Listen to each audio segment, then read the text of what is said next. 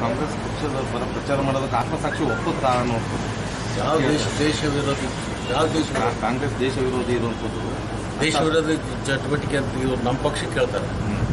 ಇವರೇ ದೇಶ ವಿರೋಧಿಗಳು, ನಿಜವಾದ ದೇಶ ವಿರೋಧಿಗಳು ಭಾರತೀಯ ಜನತಾ ಪಕ್ಷ. ಅವರಿಗೆ ದೇಶಾಭಿಮಾನ ಇಲ್ಲ, ತೋರಿಕೆಗೆ ಆಟಕಕ್ಕೆ ಕೇವಲ ಅಧಿಕಾರಕ್ಕಾಗಿ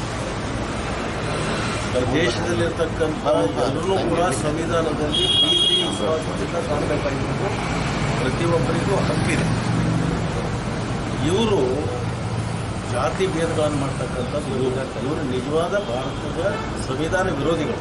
ಈಗ ಅವ್ರು ಹೇಳ್ತಾ ಇದ್ದಾರಲ್ಲ, 400 ಸೀಟ್ ಕೊಟ್ಟರೆ ಸಂವಿಧಾನನ ಬದಲಾವಣೆ ಮಾಡ್ತೀವಿ ಅಂತ ಹೇಳ್ತಾ ಇದ್ದಾರಲ್ಲ, ಇವರು ಯಾರು ವಿರೋಧಿ? ದೇಶ ವಿರೋಧಿ ಯಾರು? ಕಾಂಗ್ರೆಸ್ ಏನ ಬಿಜೆಪಿನ? ಇವ್ರು ಹೇಳಿದ ಸುಳ್ಳ. 400 ಸೀಟ್ಗಳನ್ನು ಆಯ್ಕೆ ಮಾಡಿಕೊಡಿ, ಈ ದೇಶದ ಸಂವಿಧಾನವನ್ನು ನಾವು ಬದಲಿಸ್ತೀವಿ ಅಂತ ಹೇಳ್ತಾ ಇದ್ದಾರಲ್ಲ. ಅವ್ರ ಪಕ್ಷದ ಅನೇಕರು ಹೇಳಿದಾರಲ್ಲ, ಈಗೂ ಹೇಳ್ತಾ ಇದ್ದಾರೆ, ಇನ್ನೂ ಮುಂದೆ ಹೇಳ್ತಾ ಇದ್ದಾರೆ. ಅದಕ್ಕೋಸ್ಕರನೇ ಅವ್ರು ಬೇಡಿಕೆ ಇಟ್ಟಿದ್ದಾರೆ ಜನರ ಮುಂದೆ, ಈ ಬಾರಿ 400 ಕ್ರಾಸ್ ಮಾಡಿಕೊಡಿ.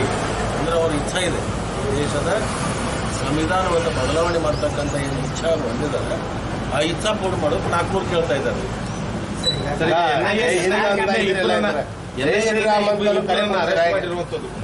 ದೇಶದೊಳಗೆ ಭಾರತ್ ಮಾತಕ್ಕೇನೆ ಕೊಡ್ತೀನಿ. ನನ್ನ ಹೆಸರೇ ರಾಮನ ತಮ್ಮ ಲಕ್ಷ್ಮಣ ಇರುವಾಗ ಜಯರಾಮ ಅಂತ ಹೇಳಿಕ್ ನನಗೆ ನಾವು ನನ್ನ ಹೆಸರು ಲಕ್ಷ್ಮಣ, ರಾಮನ ತಮ್ಮನ ಹೆಸರು ಲಕ್ಷ್ಮಣ. ಜೈ ಶ್ರೀರಾಮ್ ಮಾಡ್ಲಿಕ್ಕೆ ಇಲ್ಲ ಅಂದ್ರೆ ಇವರು ಅಪ್ಪನ ಮಾಡಿ ಪರ್ಮಿಷನ್ ತಗೋಬೇಕ. ಕಾಂಗ್ರೆಸ್ನ ಸ್ಟಾರ್ ತಮಗೇನಾದರೂ ಕಾಂಗ್ರೆಸ್ಸಿಂದ ಟಾಸ್ಕ್ ಇದೆ. ಕಳೆದ ಎಲೆಕ್ಷನ್ನಲ್ಲೂ ಕೂಡ ಸುಮಾರು 20-22 ಕ್ಷೇತ್ರದಲ್ಲಿ ಪ್ರಚಾರ ಮಾಡಿದ್ವಿ. ಅದರ ನಿರೀಕ್ಷಿತ ಯಶಸ್ಸು ಕೂಡ ಸಿಗ್ತೀವಿ ಪಾರ್ಟಿಗೆ. ನೋಡಿ,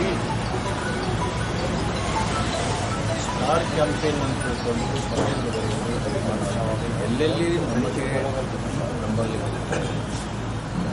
ಎಲ್ಲೆಲ್ಲಿ ನಮ್ಮ ಮಾತಿಗೆ ಮನ್ನಣೆ ಸಿಗುತ್ತೆ ಆ ಎಲ್ಲ ಕ್ಷೇತ್ರ ಬೀದರ್,